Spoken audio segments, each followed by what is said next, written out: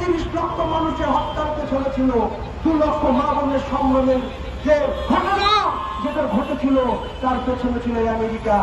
আজকে সেই আমেরিকা বাংলাদেশে এসে তারা অনুষ্ঠান করছে, তাদের স্বাধীনতা দিবস উদযাপন করছে।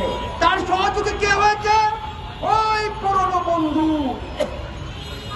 জামাত ইসলামী বাংলাদেশ, যারা এখন আমাদের বাংলাদেশকে মানে না, যারা আমাদের মুক্তিযুদ্ধকে মানে না, তারা আমেরিকার সঙ্গ দিয়েছে। এবং সেখানে জামাতের আমির বললেন আমেরিকা নাকি তাদের পরীক্ষিত বন্ধু। হ্যাঁ, 71 সালে পরীক্ষিত বন্ধু ছিল। এদেশের বাঙালির মানুষ, বাংলার জনগণ তাদেরকে বাংলাদেশ থেকে বিতাড়িত করেছিল, দেশ স্বাধীন করেছিল, রক্ত দিয়েছিল।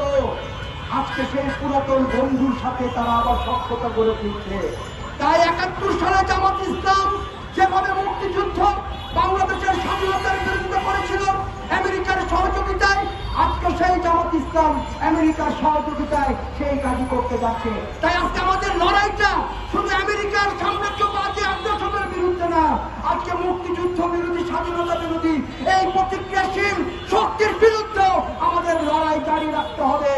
আমরা বলতে চাই বর্তমান সরকারের প্রতি আপোষ করে পাঞ্জাবের জগতে একটি বিশ্বস্ত নাম শাবাব এথনিক ওয়্যার।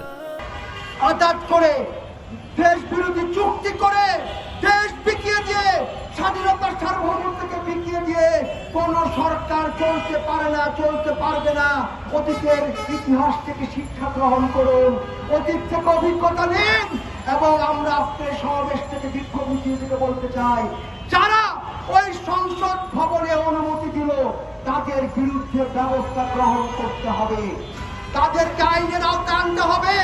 এবং দেশের সাথে বা বাঙালি জনতার সাথে, বাংলার মুক্তিযুদ্ধের সাথে যারা বেইমানি করলো তাদের বিচার অবশ্যই করতে হবে। তাই আজকে আমেরিকা